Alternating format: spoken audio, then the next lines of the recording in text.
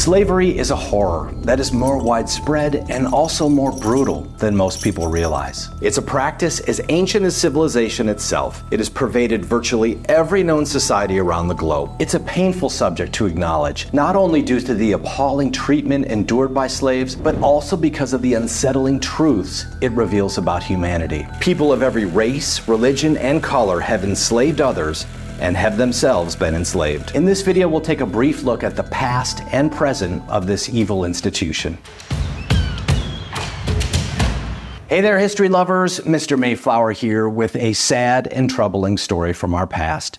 If you love history, please like this video and subscribe. And now let's get into a brief history of slavery. What comes to mind when you think of the term slavery? I'm guessing it's a very localized history of slavery in the United States. It's our national shame, and it deserves to be reckoned with. But the history of slavery is so vast and pervasive that it needs to be thought about in more universal terms. Just like we talk about war, plagues, and famine. Slavery was practiced just about everywhere by just about everyone at some point in their histories. Human beings have enslaved their fellow man since the dawn of time, likely even during the hunter-gatherer era. Slavery was practiced by the earliest known civilization, the Sumerians of Mesopotamia, who date back to 3500 BC. The Mesopotamian Code of Hammurabi, circa 1750 BC, refers to slavery dozens of times, showing that it was a normal and accepted part of life. The code provides rules for identification marks on slaves, ownership of slave children, what happens if someone kills or hurts a slave, how many shekels of silver to pay for a returned slave, on and on and on. So that's the oldest known civilization. But as we move forward in time, the societies who practice slavery are like a who's who of ancient empires. Egyptians, Chinese, Assyrians, Babylonia, Persia, Israel, Greece, India, the Romans, Nubia, Arab, Islamic sultanates, early empires in sub-Saharan Africa, and pre-Columbian civilizations in the Americas.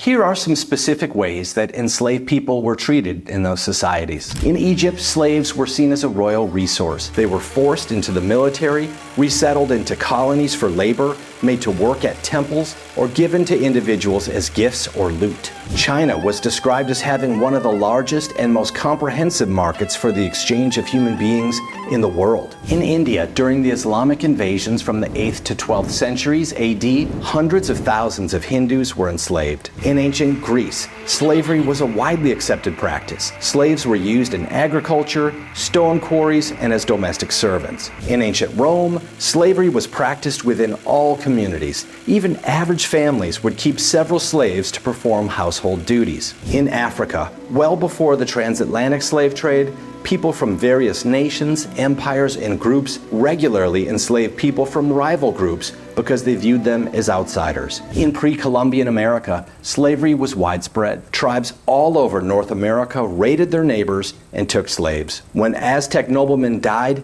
they were cremated with 40 of their slaves. Our word for slavery has its roots in the term Slav. During the Middle Ages, Slavic people were so widely used as slaves by the Moors of Spain and throughout the Islamic world that their name became synonymous with the institution. This is the case in English and most other European languages, and Arabic as well. This brings us to a key point in the story of slavery.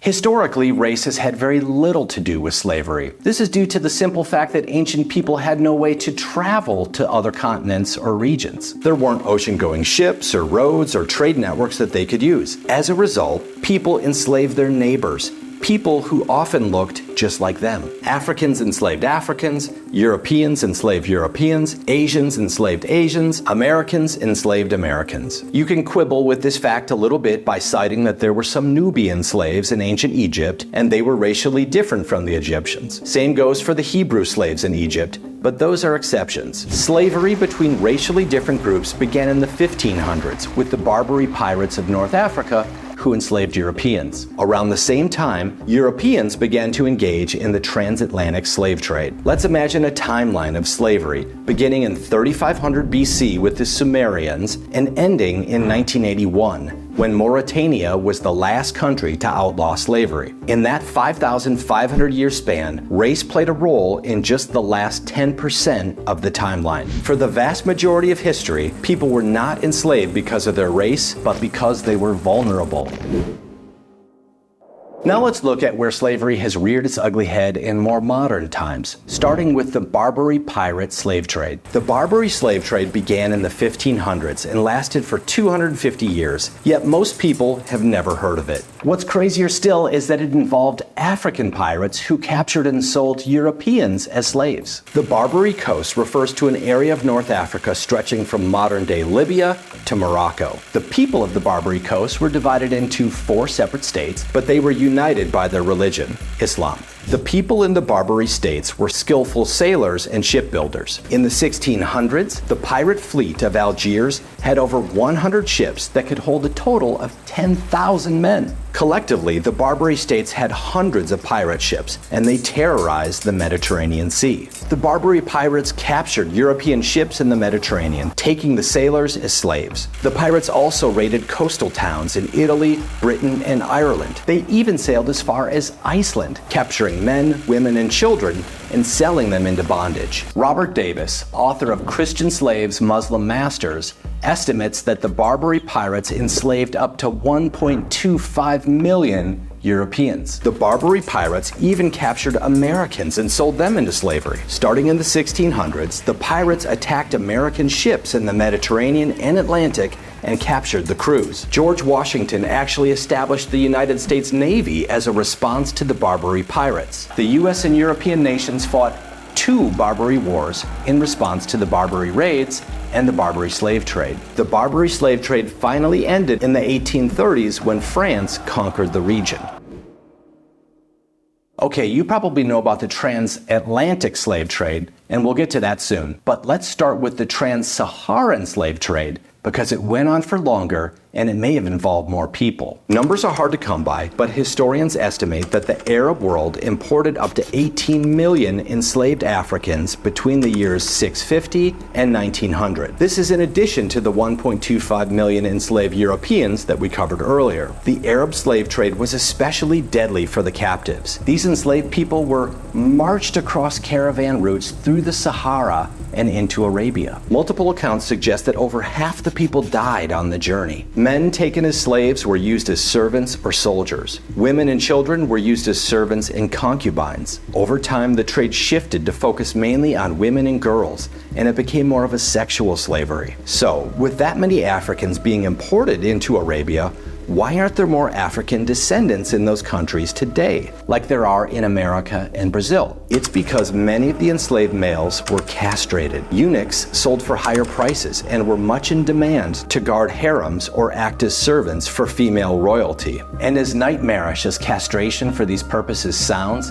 the reality was far grimmer. These were crude procedures done with primitive tools under despicable conditions in the desert. It's estimated that 6 out of every 10 boys died during this process. So, slave reproduction was under tight control in the Arab world and not at all encouraged, which was completely different than what happened with the transatlantic slave trade. The transatlantic slave trade has left a profound impact on both the African continent and the Americas. Beginning in the 15th century and persisting until the 19th century, this system of forced migration involved the brutal trafficking of millions of Africans to the Americas. African slave traders played a crucial role in this trade network, capturing individuals from Central and West Africa. These captives were then sold to European slave traders who transported them across the Atlantic Ocean to the Americas. One surprising fact for many Americans is that of the 12.5 million enslaved Africans who were brought across the Atlantic, only 470,000 were brought to what became the US. That's less than 4%. The other 96% of enslaved Africans were sent to South America,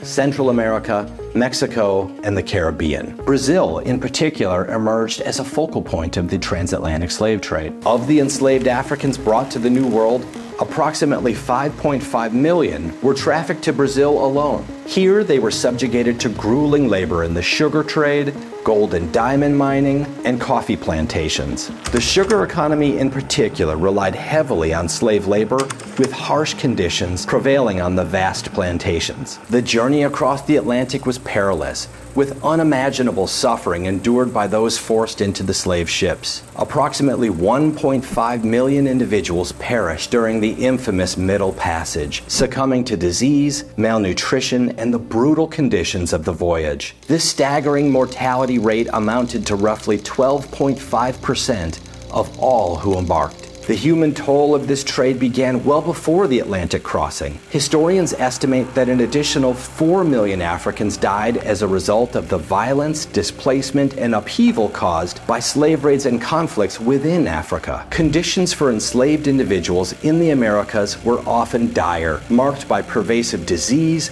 brutal labor regimes, and psychological trauma. Epidemics such as dysentery and smallpox ravaged slave communities. The psychological toll of slavery, including the profound sense of loss, trauma, and dislocation, reverberated across generations, leaving a lasting legacy that continues to shape societies today.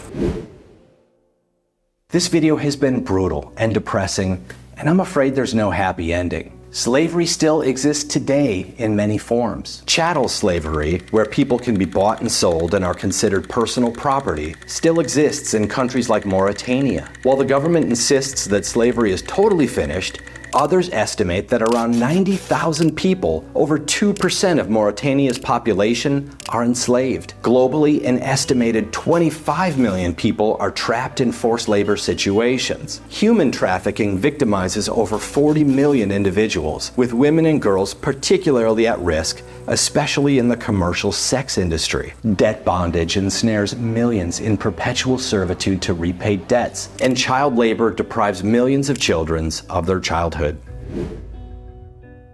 To conclude this video, I'll return to the original thesis. Slavery was practiced just about everywhere by just about everyone at some point in their histories. It's an evil that has plagued mankind for thousands of years. For most of human history, slavery was widely tolerated and accepted, hardly given a second thought. One of the more surprising things about slavery is not that people practiced it, but that people waged a crusade to end it. We'll save that topic for another video, a more hopeful video. There's a lot of fiery rhetoric in the US about the historical legacy of slavery, and it's crucial to confront and reckon with our past. But the story of slavery in the United States represents just a fraction of a larger, unsettling picture, a puzzle with far-reaching implications that persist into the present day. Thanks for diving into this brief history of slavery with me, Mr. Mayflower. If you love history, give this video a like and subscribe. Keep on fighting for what is right, my friend, and we'll see you in the next video.